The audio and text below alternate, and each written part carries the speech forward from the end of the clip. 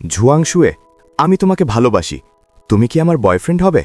ঝাও Jinmai অভিনীত নতুন drama the sun like me জয়ান শিউও শুরু হতেই নায়িকা তার প্রিয় ছেলেটিকে ভালোবাসার কথা জানায়, কিন্তু সে আশা করেনি যে তাকে সরাসরি প্রত্যাখ্যান করা হবে।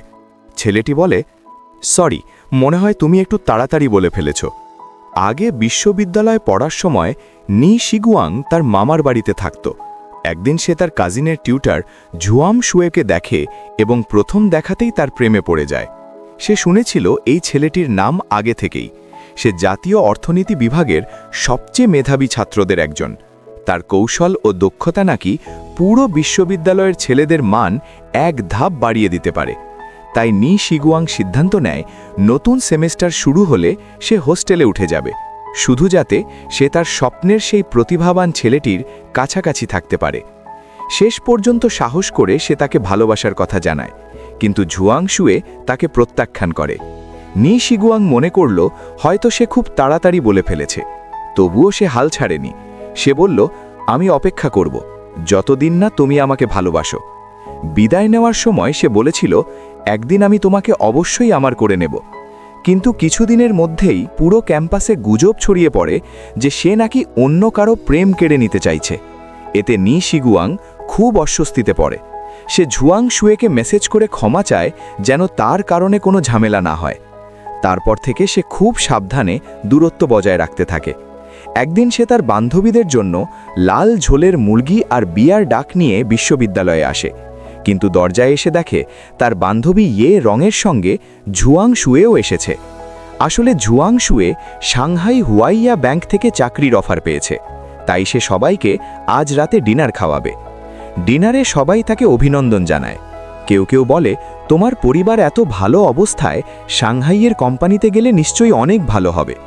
কিন্তু নি শিগুয়াং বলে সে উশি শহরে ফিরে যাবে, কারণ তার পরিবার ইতিমধ্যেই তার জন্য একটি অ্যাকাউন্টিং ফার্মে কাজ ঠিক করে রেখেছে। এই কথা শুনে ঝুয়াং শুয়ে ভুল বুঝে ফেলে। খাওয়া শেষ হওয়ার পর যখন নি শিগুয়াং ওয়াশরুম থেকে বের হয়, ঝুয়াং শুয়ে তাকে ওপরে না যেতে বলে। সে বাইরে এসে তাকে ব্যঙ্গ করে বলে, তোমার তো নিজের কোনো পরিকল্পনা নেই, সবসময় বাবা মায়ের ওপর নির্ভর করো, এভাবে পরিবারের পরজীবী হয়ে থাকতে লজ্জা লাগে না? এই কথা শুনে নি শিগুয়াং খুব কষ্ট পায়। সে ভাবে তার জীবনের ব্যাপারে ঝুয়াং শুয়ের এত কথা বলার কি অধিকার।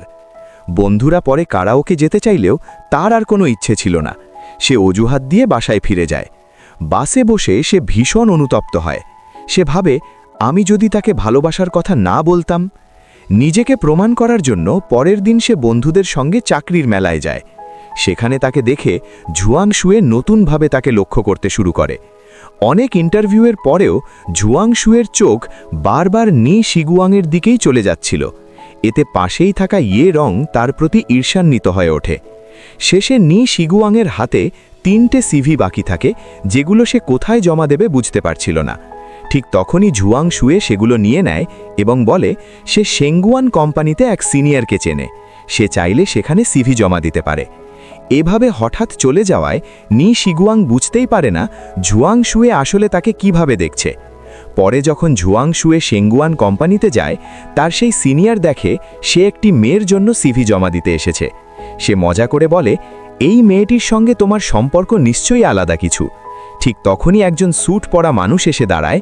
তিনি হলেন লিন ইউসেন, ইনভেস্টমেন্ট ডেভেলপমেন্ট বিভাগের ভাইস জেনারেল ম্যানেজার, এবং তিনি এইবারের গ্র্যাজুয়েট রিক্রুটমেন্ট খুব গুরুত্ব দিয়ে দেখছেন।